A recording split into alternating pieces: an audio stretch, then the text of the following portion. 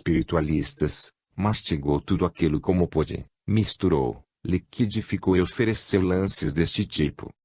A vida é Deus em energia e força manifestadas. A morte é Deus colhendo suas semeaduras.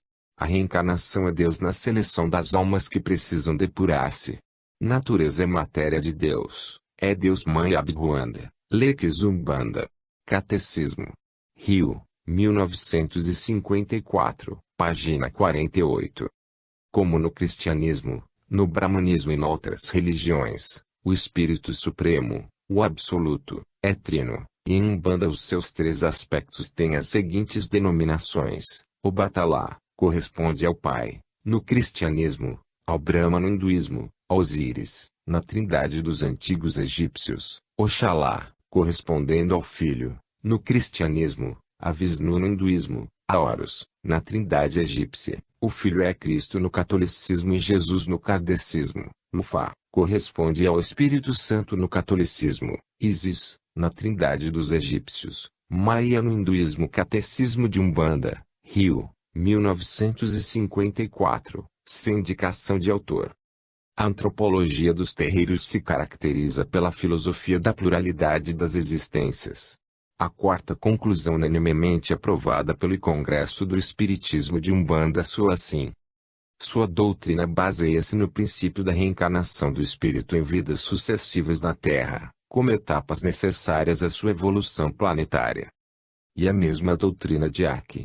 Até mesmo a Confederação Espírita Umbandista, que quer restaurar a antiga doutrina africana, em uma de suas obras oficiais, declara: o umbandista acredita na lei das reencarnações, na lei da evolução das almas, aceita a revelação de Jesus Cristo. Doutrina e Ritual de Umbanda, Rio, 1951, página 68, mas os mesmos autores, em Fundamentos do Umbanda, Rio, 1956, página 58, esclarecem: a Umbanda não tem nada com a doutrina de Kardec.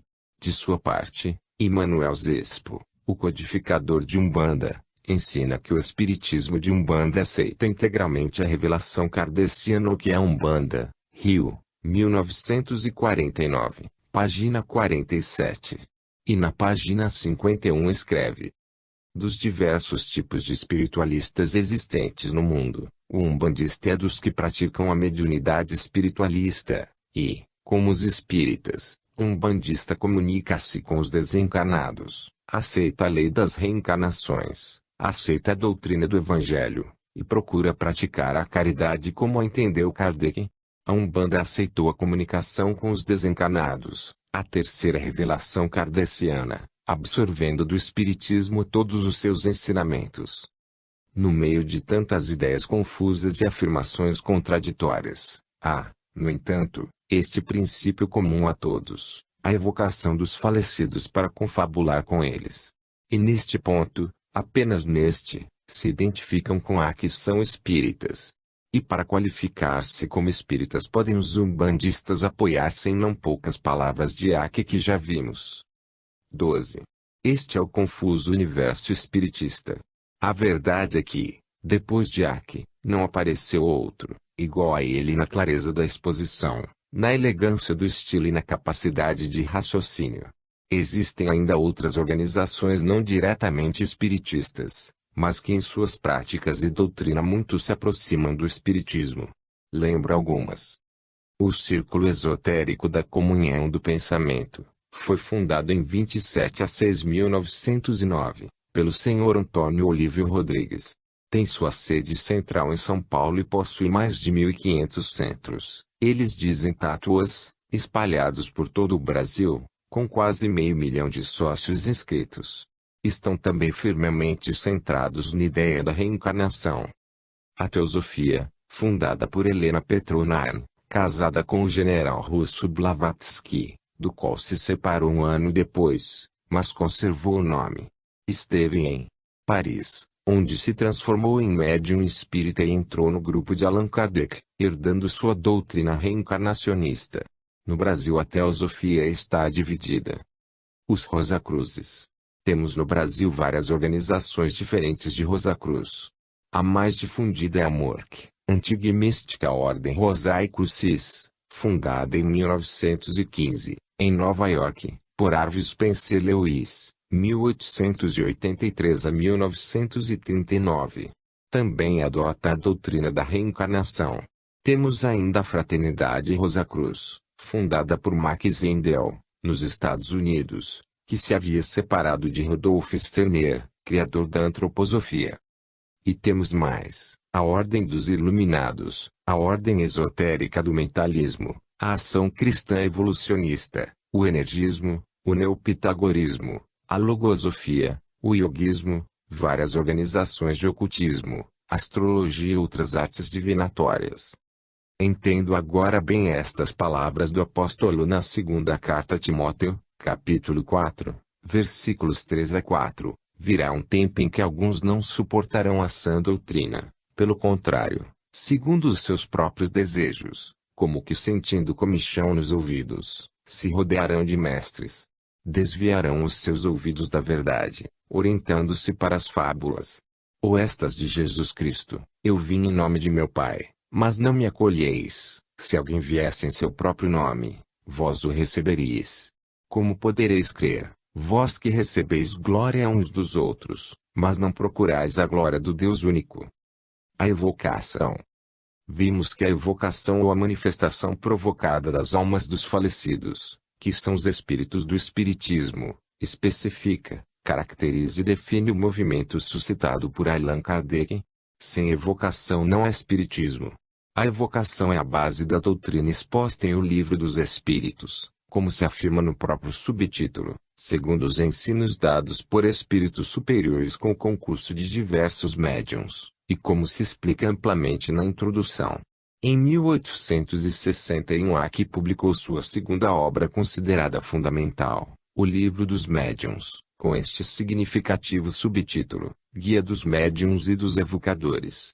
Todo o capítulo X15 é dedicado à evocação. Sua exposição neste capítulo inicia com esta afirmação: os espíritos podem comunicar-se espontaneamente, ou acudir ao nosso chamado, isto é, vir por evocação.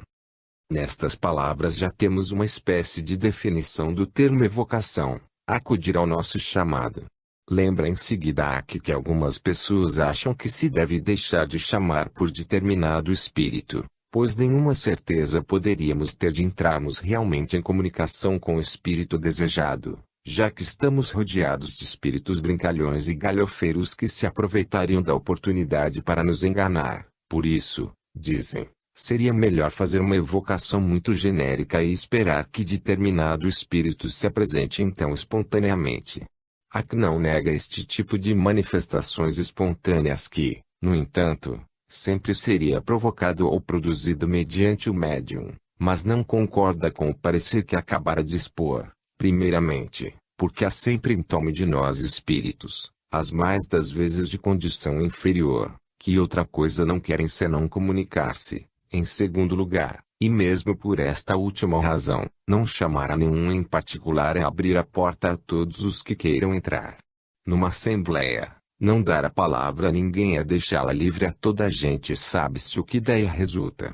A chamada direta de determinado espírito constitui um laço entre nós e ele. Chamamo-lo pelo nosso desejo e opomos assim uma espécie de barreira aos intrusos. Sem uma chamada direta, um espírito nenhum motivo terá muitas vezes para confabular conosco. Aí está bem claramente definido o pensamento de Kardec. O propósito espírita, chamar ou evocar diretamente bem determinado falecido para confabular conosco. Há quem insiste, quando se deseja comunicar com um determinado espírito, é de toda necessidade evocá-lo. Esta é a base do espiritismo. Sobre este fundamento será agora necessário fazer algumas ponderações. 1. Será possível comunicar-se com os falecidos? Nós cristãos católicos admitimos e proclamamos a imortalidade da alma. Cremos na sua sobrevivência consciente logo depois da separação do corpo pela morte. Acreditamos que as almas dos falecidos continuam solidárias com os que ainda vivemos nesta peregrinação terrestre. Professamos nossa fé na comunhão dos santos. Podemos comunicar-nos com os falecidos mediante a oração invocativa. Veremos esta doutrina cristã nas páginas 178 a 179. Não seria possível, então, que os falecidos também se comunicassem conosco. A doutrina cristã sobre a comunhão dos santos se refere à comunicação mútua de bens espirituais, no plano inteiramente imperceptível da fé. É certo que a Bíblia menciona várias vezes aparições perceptíveis de espíritos do além. Assim o evangelista Lucas nos relata que o anjo Gabriel foi enviado por Deus a uma cidade da Galiléia, chamada Nazaré, a uma virgem desposada com um varão chamado José, da casa de Davi, e o nome da virgem era Maria. Entrando na casa onde ela estava, disse-lhe: Alegra-te, cheia de graça, o Senhor é contigo. LC 1,26 a 28. Jesus ressuscitado apareceu a Saulo a caminho de Damasco e falou com ele. Cf. At 9. A Igreja aprovou aparições de Nossa Senhora em Lourdes e em Fátima. Trata-se, nestes casos, evidentemente, de comunicações perceptíveis vindas do além. A fé cristã, por conseguinte, admite não somente a mera possibilidade de comunicações sensíveis, mas afirma fatos reais deste tipo de trato entre o além e o aquém. Não devemos, porém, esquecer que Lucas nos informa que o anjo foi enviado por Deus. Quem negará a Deus Todo-Poderoso a capacidade de enviar-nos seus mensageiros?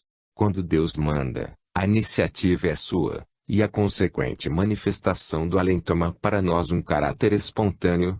Bem outra é a situação quando a iniciativa é nossa, querendo nós provocar alguma conversação com entidade do além. Quem pretende provocar a manifestação de algum falecido para dele receber mensagem ou notícia pratica um ato chamado pelos antigos de necromancia, expressão que vem do grego necrose igual falecido e manteia igual adivinhação. E quem intenta comunicar-se com o além com o fim de colocá-lo a serviço do homem realiza um ato já conhecido pelos antigos como magia. Quando a esperada ação da evocada entidade do além é a favor do homem ou para o bem, chama-se magia branca, mas será sempre magia. E se for para o mal, será magia negra ou malefício, feitiçaria, bruxaria. Tais comunicações provocadas do além, seja na forma de necromancia, seja na de magia, branca ou negra, pouco importa, são conhecidas também como evocação. Há diferença fundamental entre invocação e evocação. Esta sempre pretende uma comunicação perceptível provocada por iniciativa do homem. Aquela é apenas uma forma de prece ou súplica. É evidente que a invocação é um ato bom e cristão, expressão da comunhão dos santos. Mas que dizer da evocação? Para esta pergunta recebemos da revelação divina a resposta clara e insistente. Êxodo 22,17. Não deixarás viver os feiticeiros. Aqui, a palavra feiticeiros engloba todos aqueles que praticam qualquer tipo de evocação, necromantes e magos, sem excluir os que se entregam à magia branca. Deviam ser condenados à morte. Levítico 19,31. Não vos voltareis para os necromantes nem consultareis os adivinhos, pois eles vos contaminariam. Eu sou Yahweh, vosso Deus. Levítico 20,6. Aquele que recorrer aos necromantes e os adivinhos para ter comunicação com eles, voltar-me-ei contra esse homem e o exterminarei do meio de seu povo. Portanto são condenados também aqueles que simplesmente consultam os necromantes. Levítico 20,27. O homem ou a mulher que entre vós forem necromantes ou adivinhos serão mortos, serão apedrejados, e o seu sangue cairá sobre eles.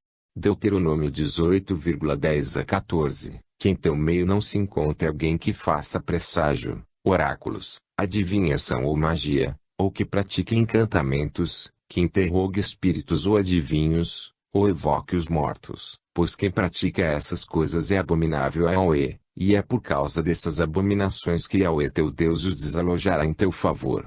Tu serás íntegro para com Yahweh teu Deus. Eis que as nações que vais conquistar ouvem oráculos e adivinhos. Quanto a ti, isso não te é permitido por Yahweh teu Deus. 2 Reis 17,17, enumerando as infidelidades de Israel, pelos quais foi castigado. Praticaram a adivinhação e a feitiçaria e venderam-se para fazer o mal na presença de Yahweh, provocando sua ira.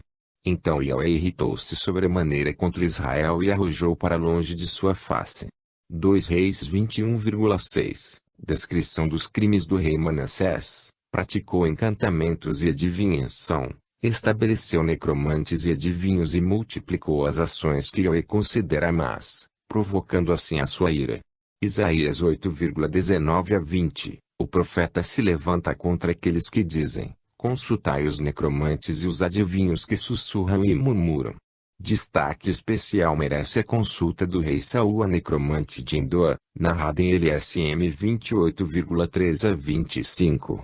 Estando em dificuldades na guerra contra os filisteus, e sem saber o que fazer, o rei Saul disse aos seus servos: buscai-me uma necromante para que eu lhe fale e consulte. Informaram-lhe os servos que havia uma na localidade de Endor, ao sul do Monte Tabor. Saul então disfarçou-se e, de noite, acompanhado de 2 homens, foi à casa da necromante, os espíritos diriam médium, e lhe pediu para evocar o falecido Samuel. Segundo o texto, Samuel de fato compareceu e disse a Saul: por que perturbas o meu repouso, evocando-me? Saul respondeu: é que estou em grandes angústias. Os filisteus guerreiam contra mim, Deus se afastou de mim, não me responde mais. Então vim te chamar para que e me digas o que tenho que fazer. Respondeu Samuel: por que me consultas, se Yahweh se afastou de ti se tomou teu adversário? E lhe anunciou os castigos de Deus.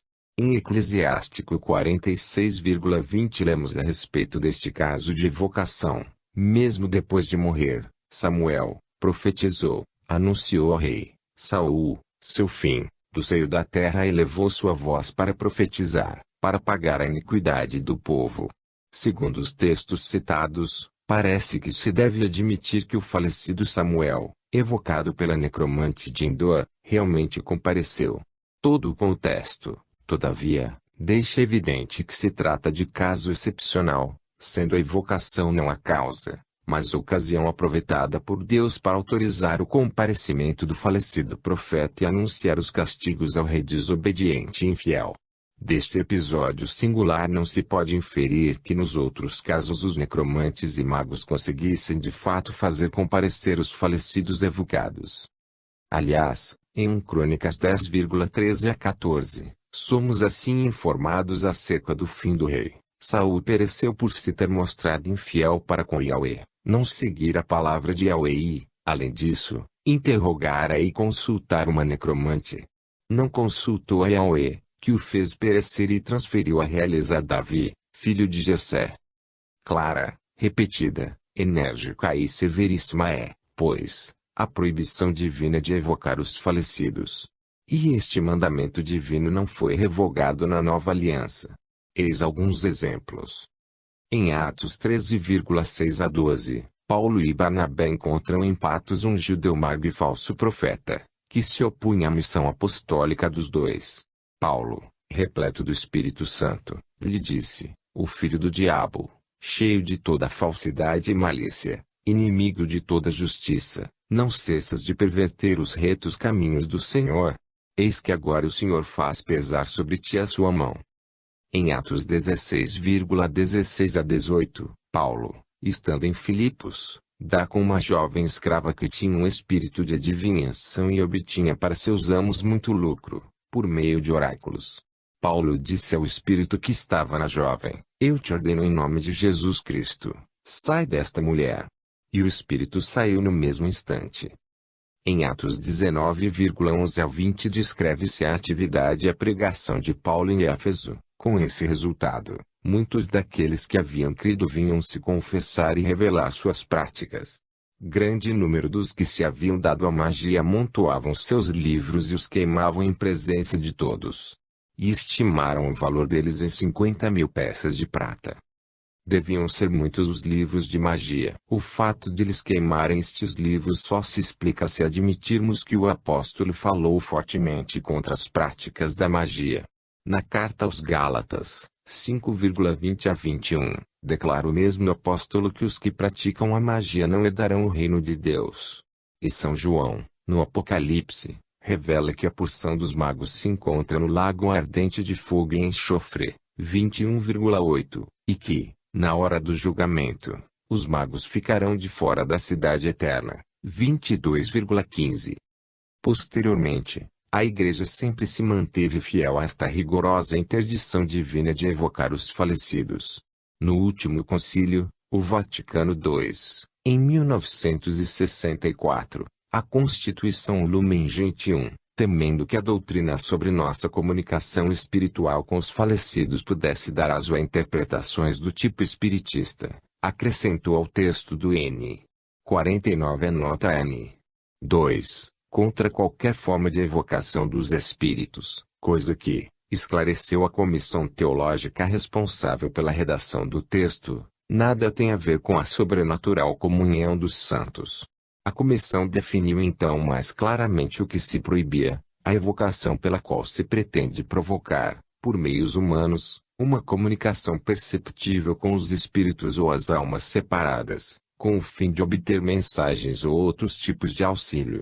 O Concílio Vaticano II nos remete então a vários documentos anteriores da Santa Sé. Já no dia 27/9/1258 o Papa Alexandre IV falara disso, principalmente a Declaração de 4 a 8.856 e a resposta de 24 a 4.917.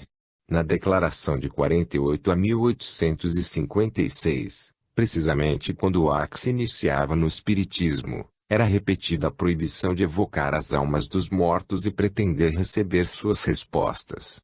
No documento de 24 a 4.917 se declarava ilícito assistir a sessões ou manifestações espiritistas, sejam elas realizadas ou não com auxílio de um médium, com ou sem hipnotismo, sejam quais forem estas sessões ou manifestações. Mesmo que aparentemente simulem honestidade ou piedade, quer interrogando almas ou espíritos, ou ouvindo-lhes as respostas, quer assistindo a elas com o pretexto tácito ou expresso de não querer ter qualquer relação com espíritos malignos. No dia 31/3/1892 a Santa Sé publicou sua resposta oficial a um caso imaginado de evocação no qual as circunstâncias descritas eram as mais favoráveis. Eis a exposição do caso, a pergunta e a resposta. Tito, depois de excluir qualquer comunicação com o mau espírito, tem o costume de evocar as almas dos defuntos. Costuma proceder da seguinte maneira: quando está só, sem outra preparação, dirige uma prece ao príncipe da milícia celeste a fim de obter dele o poder de comunicar-se com o espírito de determinada pessoa. Espera algum tempo, depois, enquanto conserva a mão pronta para escrever, sente um impulso que lhe dá a certeza da presença do espírito. Expõe então as coisas que deseja saber e sua mão escreve as respostas a estas questões.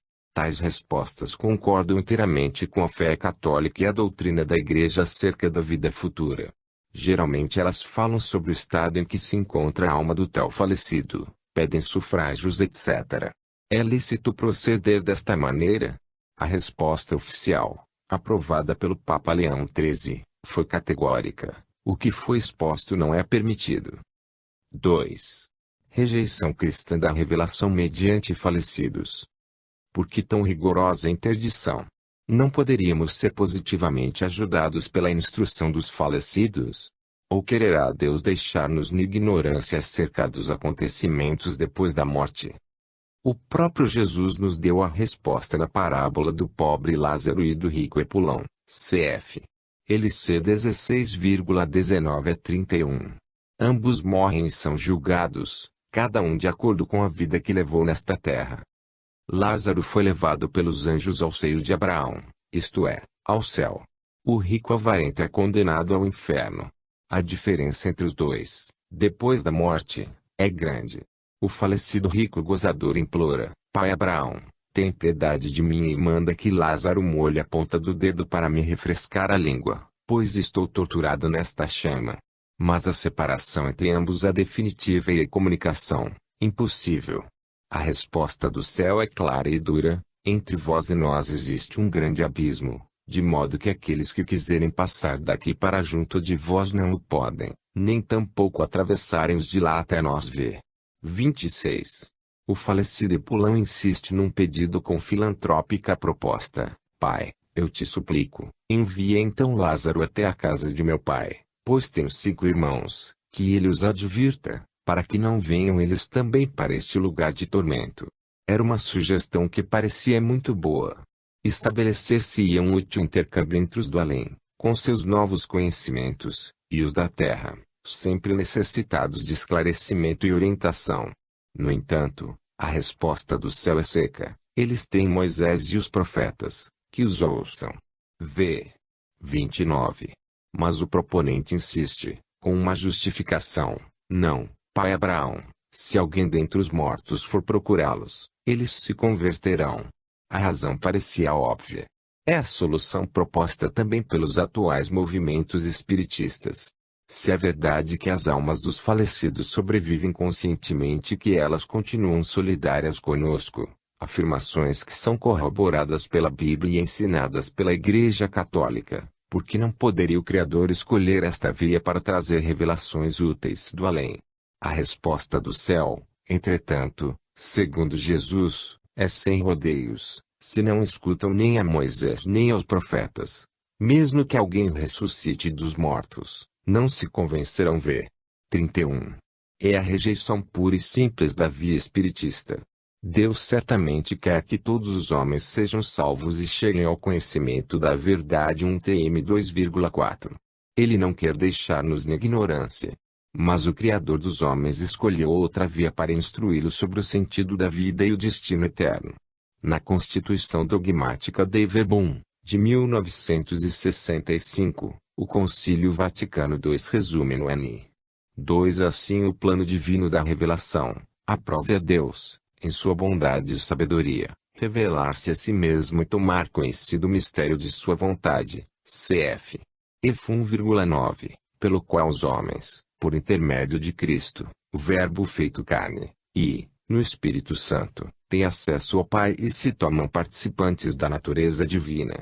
Mediante esta revelação, portanto, o Deus invisível, levado por seu grande amor, fala aos homens como amigos, cf. Ex 33,11, Ju 15,14 a 15, e com eles se entretém para os convidar à comunhão consigo e nela os receber. Este plano de revelação se concretiza através de acontecimentos e palavras intimamente conexos entre si, de forma que as obras realizadas por Deus na história da salvação manifestam e corroboram os ensinamentos e as realidades significadas pelas palavras. Estas, por sua vez, proclamam as obras e elucidam o mistério nelas contido. No entanto, o conteúdo profundo da verdade, seja a respeito de Deus, seja da salvação do homem, se nos manifesta por meio dessa revelação em Cristo, que é ao mesmo tempo mediador e plenitude de toda a revelação. Deste plano de revelação estão excluídos os falecidos. Depois de Moisés e dos profetas, Deus nos enviou seu Filho, o Verbo eterno que ilumina todos os homens, para que habitasse entre os homens e lhes expusesse o segredo de Deus, cf. João 1 a 18. Com Jesus recebemos a plenitude da revelação necessária para nossa salvação. Ele se apresenta a si mesmo com uma declaração solene: eu sou o caminho, a verdade e a vida. 10,14,6. Ele está cheio de verdade. 10,1,14. Nele se acham escondidos todos os tesouros da sabedoria e do conhecimento. CL 2,3. Ele é pessoalmente o anunciado e prometido Emanuel, Deus com os homens. Ele é para nós como a nuvem luminosa do Êxodo: eu sou a luz do mundo. Quem me segue não andará nas trevas, mas terá a luz da vida. 18,12. Ele é a luz das gentes. LC 2,32. O sol nascente que ilumina os que estão nas trevas. LC 1,78S. Eu, a luz, vim ao mundo para que aquele que crê em mim não permaneça nas trevas. 10,12,46. Não necessitamos perturbar o repouso dos falecidos, cf. 1 SM 28,15. O Concílio Vaticano II, na citada Constituição Dei Verbum, N. 4b, nos garante que a economia cristã, como aliança nova e definitiva, jamais passará, e já não há que esperar nenhuma nova revelação pública antes da gloriosa manifestação de nosso Senhor Jesus Cristo. D. LTM 6,14, TT 2,13. Não haverá terceira revelação. O Espiritismo, que pretende ser precisamente esta terceira revelação, não só não entra nos planos de Deus revelador, mas se opõe à economia divina. 3. Os efeitos negativos da evocação. Deus, autor da vida e criador do homem, teve por certo razões graves para interditar com tanta severidade a evocação dos falecidos. Quais seriam estes motivos? Os textos bíblicos citados dão alguma indicação. Para que vos não contamineis por meio deles, dos necromantes, eu sou o Senhor vosso Deus. LV 19,31, porque o Senhor abominae a todas estas coisas. DT 18,13, porque afasta o homem de Deus. DT 13,2 a 6, porque desvia da lei e do testamento. LS 8,19 a 20, porque o mago perverte os caminhos retos do Senhor. AT 13,10. Porque a magia faz parte das obras da carne. GL 5,20. Segundo a Bíblia, a magia é uma injúria à soberana independência e transcendência de Deus e aos seus direitos exclusivos de criar, revelar, fazer milagres e santificar os homens. A magia tende a rebaixar a Deus ao nível da criatura e abre os caminhos para as mais estranhas religiões. E porque a magia é aviltamento da soberania divina, por isso ela é também degradação da dignidade do homem, é deformação do autêntico sentimento religioso. Não é difícil constatar como, de fato, entre nós, a prática da evocação foi distanciando os espíritos da doutrina cristã e da Igreja de Cristo. Vítimas da miragem espírita, milhões de brasileiros já se sentem praticamente desvinculados da Igreja. São os frutos da evocação. Jesus previu a invasão dos falsos profetas e nos deu uma grave exortação: guardai-vos dos falsos profetas, que vêm a vós disfarçados de ovelhas, mas por dentro são lobos ferozes. Pelos seus frutos os conhecereis. MT 7,15 a 16. Pelos seus frutos os conhecereis. Penso, sobretudo também nos efeitos que Edito na prática da evocação produz sobre a saúde de seus praticantes. Pois o Espiritismo é uma religião de possessão, como se diz agora. A suposta ou imaginada possessão se realiza sempre em um estado psicológico de transe. Para poder atuar como instrumento dos espíritos, o médium deve entrar neste estado que não é normal. Segundo as normas de estatutos para sociedades espíritas, dadas pela Federação Espírita Brasileira, os centros espíritas devem realizar sessões para obtenção dos fenômenos espíritas, que são reguladas nestes termos pelo art. 2. Parágrafo 2. O desenvolvimento das faculdades mediúnicas consistirá, principalmente, no aprendizado, para o médium, da doutrina, em geral, e, em particular, no exercício da concentração, da meditação e da prece, no apuramento da sua sensibilidade, para o efeito de perceber, pela sensação que lhe produzam os fluidos perispiríticos do espírito que dele se aproxime, de que ordem é este, na aprendizagem da maneira por que se deve comportar o seu próprio espírito durante a manifestação, tudo mediante o estudo do Livro dos Médiuns e de outras obras congêneres, estudo sem o qual nenhum médium deverá entregar-se à prática da mediunidade, sobretudo sonambúlica. Em vista disso e considerando a enorme multiplicação destes centros entre o povo simples, já por todo o vasto Brasil, interroguei a opinião de médicos psiquiatras, professores de psiquiatria, diretores de hospícios e psicólogos, sobre a conveniência de promover o desenvolvimento das faculdades mediúnicas e provocar fenômenos espíritas. Perguntei-lhes também se um médium desenvolvido pode ser considerado tipo normal e são, e que pensam acerca da prática popularizada de tantos centros espíritas com a supraindicada e prescrita finalidade. Recebi numerosas respostas, publicadas na brochura O Livro Negro de Evocação dos Espíritos, Vozes, Petrópolis. A Sociedade de Medicina e Cirurgia, do Rio de Janeiro, por iniciativa de Leonídio Ribeiro, promoveu inquérito semelhante publicado em seu livro O Espiritismo no Brasil, ed. Nacional, 1931, que ajuntei à minha sindicância. Inclui também as observações feitas pelo Dr. Xavier de Oliveira em sua obra Espiritismo e Loucura, Rio, 1931, que, na página 211, fala assim do livro dos médiuns de Arque, e a cocaína dos debilitados nervosos que se dão à prática do espiritismo. E com um agravante a mais, é barato, está ao alcance de todos, e, por isso mesmo, leva mais gente, muito mais, aos hospícios, do que a poeira do diabo, a coca maravilhosa. E o tóxico com que se envenenam, todos os dias, os débeis mentais, futuros hóspedes dos asilos de insanos. Leem-no, assimilam-no, incluem a essência diabólica de que é composto, caldeiam os conhecimentos nele adquiridos nas sessões espíritas.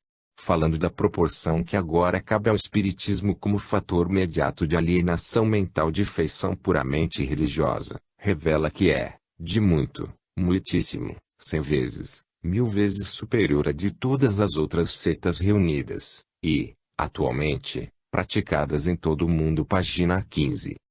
Uma análise sistemática da ampla documentação por mim recolhida pode ser resumida nos seguintes pontos. 1. Existe impressionante unanimidade entre psiquiatras, professores de psiquiatria, diretores de hospícios, etc., em denunciar a prática da evocação dos espíritos como nociva, prejudicial, desaconselhável, perigosa, perniciosíssima, etc. 2. Há também unanimidade moral em ver na prática do espiritismo um poderoso fator de loucuras. Neste sentido, os depoimentos são realmente notáveis. É o maior fator produtor de insanos. F. Franco, é um grande fator de perturbações mentais e nervosas. H. de Melo, é uma das causas predisponentes mais comuns da loucura. Austrégésilo, é uma verdadeira fábrica de loucos. H. Roxo, J. Moreira, M.U. de Almeida, é um agente provocador de delírios perigosíssimos. H. Roxo, as práticas espíritas avolumam proeminentemente a população dos manicômios. J. Dutra, é grande o número de doentes, procedentes dos centros espíritas, que vão bater à porta do Hospício Nacional de Alienados. J. Moreira, entre os dementes que diariamente dão entrada no hospício, a maioria vem dos centros espíritas. H. Roxo, M. de Almeida, os hospitais de psicopatas estão repletos desses casos. Porto Carreiro. 3. Mas não há unanimidade na questão se a prática do espiritismo apenas desencadeia distúrbios mentais já latentes em indivíduos predispostos à loucura, ou se também deve ser considerada como fator que por si só é capaz de provocar reações psicopatológicas em indivíduos perfeitamente sãos.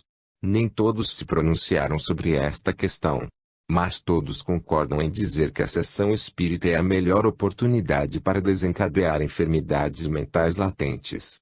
Em favor da tese que afirma que o exercício da mediunidade não age apenas desfavoravelmente sobre os predispostos, mas também sobre os sãos, não somente desencadeando, mas também preparando loucuras, temos os seguintes pronunciamentos. J. Leme Lopes sustenta que a frequência às sessões espíritas se encontra a miúde entre os fatores predisponentes e desencadeantes das psicoses e das reações psicopatológicas e que o exercício das faculdades mediúnicas prepara, facilita e faz explodir alguns quadros mentais. Franco da Rocha endossa as observações de Charcot, Forel, Vigor Oaks, Henneberg e outros, que publicaram exemplos de pessoas, sobretudo moças, anteriormente sãs, que se tornaram estereoepilépticas, em consequência de terem tomado parte nas cenas de evocação dos espíritos. Juliano Moreira confessa que viu casos de perturbações nervosas e mentais evidentemente despertadas por sessões espíritas.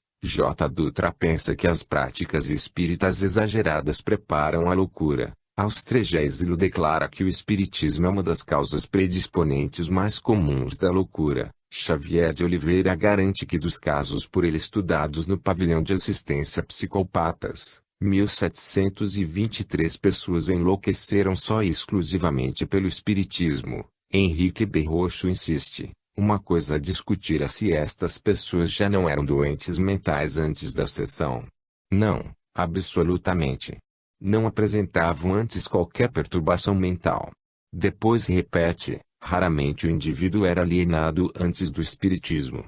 4. Mas a prática do espiritismo ou da evocação dos espíritos não é somente causa de loucuras e perturbações das faculdades mentais. Os médicos denunciam outras consequências ainda. Faz explodir e agravar a neurose. Franco da Rocha. Produz perturbações nervosas. Juliano Moreira. Determina emoções que acarretam perturbações vasomotoras. J. Dutra. Provoca alterações nas secreções internas. J. Dutra. Produz histeria e epilepsia. Franco da Rocha. 5. Não apenas os médiuns, também a assistência pode ser vítima de semelhantes males. A prática pública de sessões espíritas, com manifestações ditas mediúnicas, exerce sobre a maior parte dos assistentes uma intensa tensão emocional e nos predispostos, psicopatas, neuróticos, fronteiriços, desajustados da afetividade, é oportunidade de desencadeamento de reações que os levam ao pleno terreno patológico. Leme Lopes. A prática popularizada é prejudicial à saúde mental da coletividade. R. Cavalcanti. E nociva. T. de Azevedo. É prejudicial, principalmente nos meios incultos. M. Andrade. Por impressionáveis, tais práticas públicas produzem alucinações. J. Dutra. A prática do espiritismo tem produzido danos à saúde mental dos adeptos e frequentadores. J. Frois. O delírio espírita episódico comumente se desenvolve pela frequência de sessões de espiritismo. H. Roxo.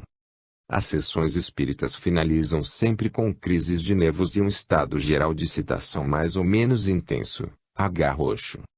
Algumas vezes há uma questão de contágio mental e numa casa muitas pessoas passam o delírio de uma para outra. H. Roxo.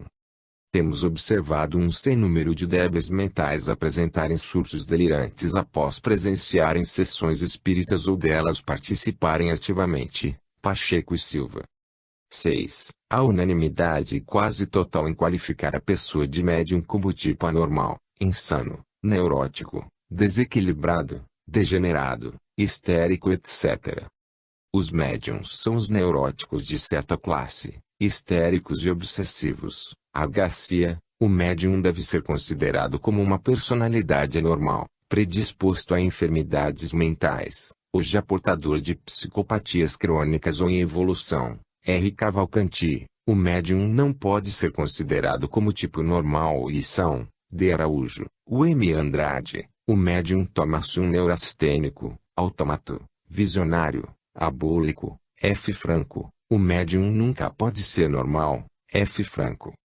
O chamado médium desenvolvido já é um insano. P. de Azevedo. Nunca vi um médium que fosse indivíduo normal. É quase sempre um desequilibrado. Franco da Rocha. Ainda não tive a aventura de ver um médium que não fosse nevropata. Juliano Moreira. O médium é um tipo anormal, um degenerado. H. de Melo. Os médiums devem ser considerados indivíduos nevropatas próximos da histeria. Austregésilo.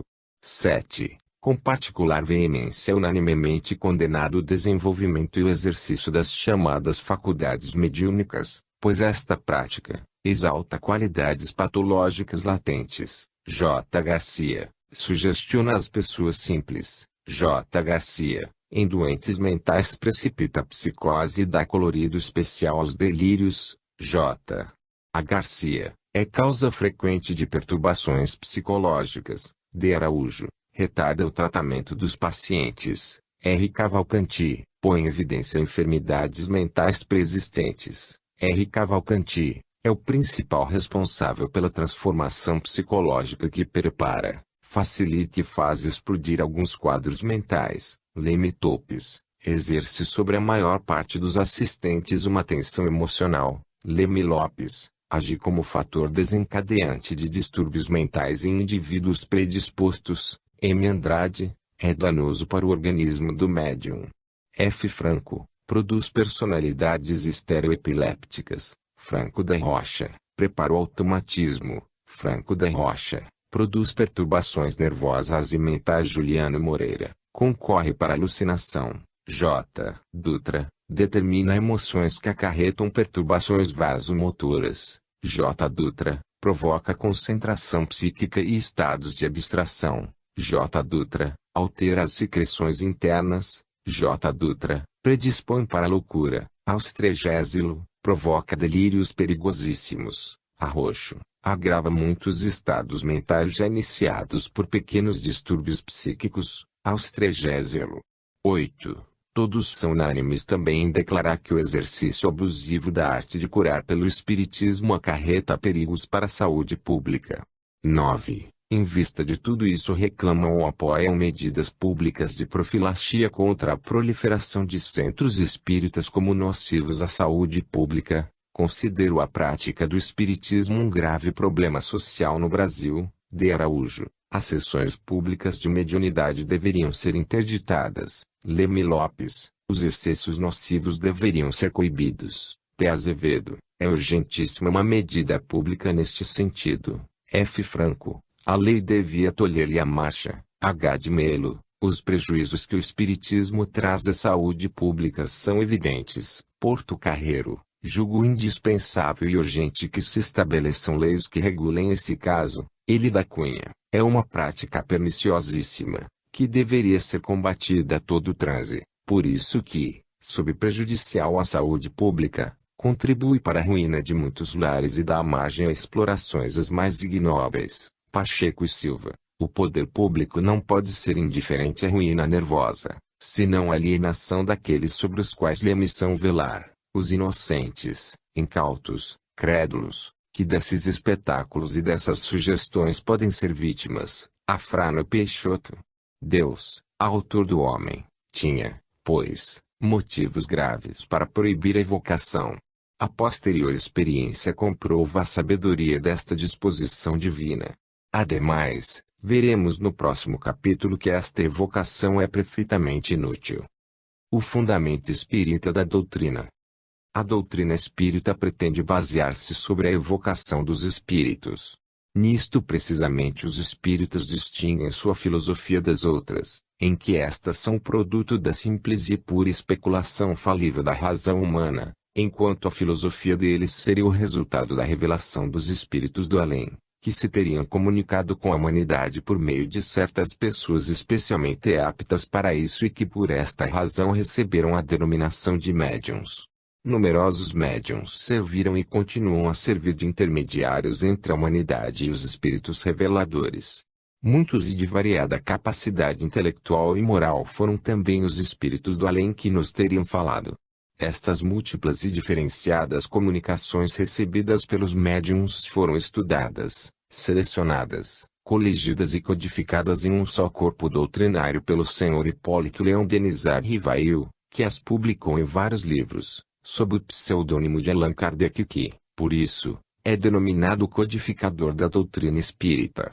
Em A Gênese, de 1868, sua última obra, esclarece-a a natureza da revelação espírita e resume sua explicação com estas palavras: o que caracteriza a revelação espírita é o ser divino, a sua origem da iniciativa dos espíritos, sendo a sua elaboração fruto do trabalho do homem. N. 13. 1. Os 4 fatores formativos da doutrina espírita.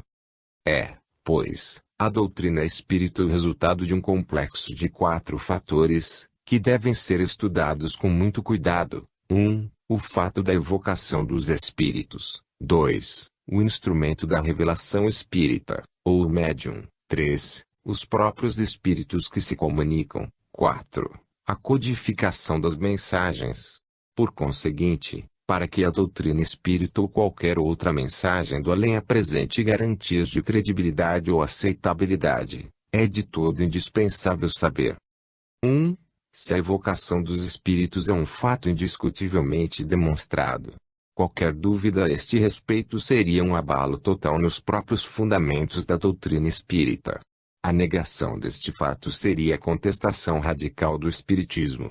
Sem evocação dos espíritos não há espiritismo. Ele se baseia de todo sobre a prática da evocação dos mortos. Essa verificação é importante, se considerarmos que a evocação dos mortos ou espíritos foi com muito rigor vedada por Deus, que a condenou como maldade e abominação. A desobediência declarada contra Deus, a revolta aberta contra o Criador, eis a principal pedra sobre a qual repousa todo o movimento espírita. Para garantir e justificar sua doutrina, os espíritas não deveriam apenas demonstrar que de fato recebem comunicações do além, mas que Deus ou nunca interditou a evocação, ou revogou definitivamente a proibição, determinando agora que aquilo que antigamente fora condenado como maldade e abominação e punido com os castigos mais severos fosse hoje transformado em princípio e fundamento de uma nova religião sua. Entretanto, é frágil e hipotética esta primeira pedra fundamental da doutrina espírita. A real comunicação provocada com os espíritos, no sentido em que é entendida pelos espíritas, está longe de ser comprovada e aceita pela ciência e pela razão. Esta questão será estudada no capítulo 6. 2. Se o médium ou os médiuns que serviram de instrumento para a revelação espírita eram pessoas de absoluta confiança e credibilidade, transmitindo apenas e exclusivamente as mensagens recebidas dos espíritos, sem recorrer, nem consciente nem inconscientemente, ao depósito dos conhecimentos próprios. Qualquer dúvida a respeito da honestidade ou da perfeita capacidade mediúnica destes instrumentos significaria novo abalo para a perfeita credibilidade da doutrina espírita. Também isso é evidente, mesmo que aceitemos como certo o primeiro ponto, isto é, o fato da comunicação com os espíritos do além. 3. Se para a doutrina espírita foram aproveitadas apenas mensagens dos espíritos certamente sinceros, bons, sábios e competentes, deve haver garantia absoluta de que todas as comunicações dos espíritos maus, frívolos, brincalhões e zombeteiros foram postas de lado. Qualquer dúvida a este respeito desabonaria outra vez o resto da doutrina, ainda que nos fossem assegurados os dois primeiros pontos, a saber, que de fato houve comunicação com os falecidos e que o médium era mesmo probo e capaz. 4. Se o codificador era homem intangivelmente honesto, correto e leal, codificando apenas as comunicações recebidas de espíritos superiores, bons e sábios, recebidas exclusivamente por médiuns inatacáveis e competentes, deve haver certeza controlável de que o codificador não modificou pessoalmente nenhuma comunicação, nem introduziu um pensamento próprio não recebido dos espíritos, sem anotá-lo com escrupuloso cuidado. Qualquer dúvida fundada acerca da honestidade científica ou da integridade moral do codificador lançaria suspeitas negras também sobre o resto da doutrina, muito embora possuíssemos garantias suficientes para as três primeiras exigências, que houve indubitavelmente mensagens do além, que o médium era pessoa competente e digna, que todas as mensagens de espíritos inferiores foram identificadas e rejeitadas. São esses os 4 fatores ou postulados que garantiriam a credibilidade da doutrina espírita, como também de qualquer outra mensagem do além. Faltando qualquer um deles, já não haverá credibilidade e seria imprudência abraçar semelhante sistema como nova religião. Havendo dúvidas a respeito de qualquer um deles, duvidosa será a doutrina toda. Se qualquer um deles for apenas hipotético, hipotética será também a doutrina inteira. Se, porém, todos os 4 pontos fossem indiscutivelmente certos, a doutrina espírita apresentaria suficientes motivos de credibilidade e poderia e deveria ser aceita por todo ser pensante. Estes postulados fundamentais da doutrina espírita já nos fazem entrever que o interesse máximo da apologia do espiritismo há de girar sempre em torno destes pontos, provar que a comunicação com o além é uma realidade e não foi proibida por Deus, e por isso procuram negar a inspiração divina da Bíblia, que há médiuns excelentes e intangíveis em sua honestidade e que não fraudaram nem de modo consciente nem inconsciente, que é possível identificar os espíritos superiores e distingui-los dos maus ou zombeteiros, e que há que foi pessoa altamente honesta, honrada, inteligente e capaz. O homem não é cego, é um ser racional.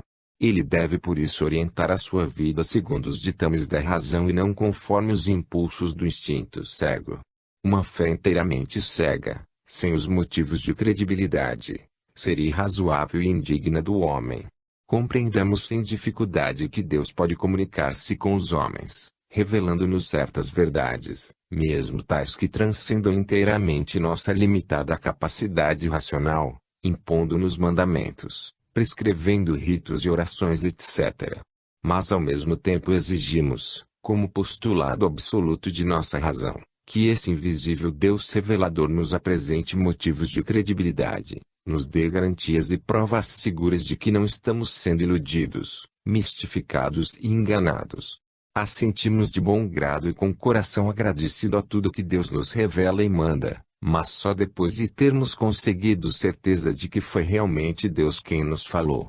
Confessamo-nos crentes, mas repelimos sempre energicamente a credulidade, e não é a quaisquer aparições ou comunicações do além que nos sujeitamos, ainda mesmo sob as aparências exclusivas do bem. Queremos e temos sempre o direito de reclamar provas de identidade. Cego e irracional seria, indigno do homem e sobretudo extremamente imprudente, aceitar, sem as garantias de sua origem divina, comunicações e instruções do mundo invisível e incontrolável dos espíritos. Pois existe sempre a priori a possibilidade de sermos vítimas do mal que se apresenta sob as aparências do bem. Porquanto é só sob tais aparências do bem que o mal pode ter a esperança de ser aceito pelo homem normal e são. Ninguém aceitaria o mal como mal. Por isso nos admoesta São Paulo, o próprio Satanás se transforma em anjo da luz e seus seguidores se transformam em servos da justiça. 2 Cor 11,14s. Pois bem, essa mesmo deve ser também nossa atitude perante as mensagens recebidas pelos espíritas por meio dos médiuns, dado que sejam realmente comunicações do além. Assim como o homem racional não aceita cegamente, sem garantias de sua origem e sem motivos de credibilidade, nem mesmo as revelações do próprio Deus, da mesma forma não recebe, nem pode aceitar, sem aquelas mesmas precauções, as mensagens que se dizem ditadas pelos espíritos. A posse destas garantias é condição fundamental para a aceitabilidade das mensagens espíritas. Estudaremos, portanto, a credibilidade do médium, a credibilidade dos espíritos que se comunicam e a credibilidade da codificação. 2. A credibilidade dos médiuns. Demos a palavra ao mestre espírita que os espíritos se comunicam por médiuns, que lhes servem de instrumentos e intérpretes. 3. 55. Médiuns são pessoas aptas a sentir a influência dos espíritos e a transmitir os pensamentos destes. 7. 51. Se. I. 19. 11. 134. Portanto, para podermos obter alguma mensagem dos espíritos, se não tivermos nós mesmos a faculdade mediúnica, devemos servir-nos destes médiuns. Daí é evidente que, em primeiro lugar, a credibilidade da mensagem depende da confiança que merece o próprio médium, do qual nos servimos como de um instrumento indispensável.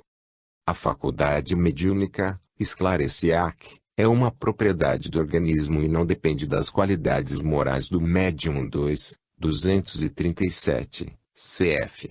3. 166. Os médiuns moralmente inatacáveis não são, nem por isso, os melhores. Os bons médiuns são raros. 3. 237. E por muito bom que seja, um médium jamais é tão perfeito, que não possa ser atacado por algum lado fraco. 3. 238. Pois os médiuns de mais mérito não estão ao abrigo das mistificações dos espíritos embusteiros. Primeiro, porque não há ainda, entre nós, pessoa saz perfeita, para não ter algum lado fraco, pelo que dê acesso aos maus espíritos. Segundo, porque os bons espíritos permitem mesmo, às vezes, que os maus venham, a fim de exercitarmos a nossa razão, etc. 3. 132. Em suma, não podemos confiar sem mais nos médiuns, ao evocador e, mesmo, ao simples observador, cabe apreciar o mérito do instrumento. 2. 134.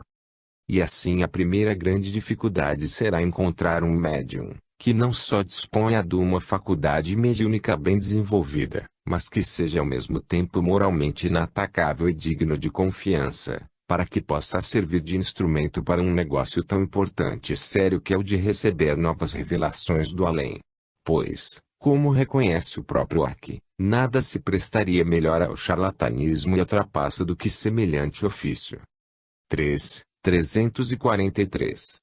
E precisamente a história dos médiums é uma interminável história de fraudes conscientes ou inconscientes.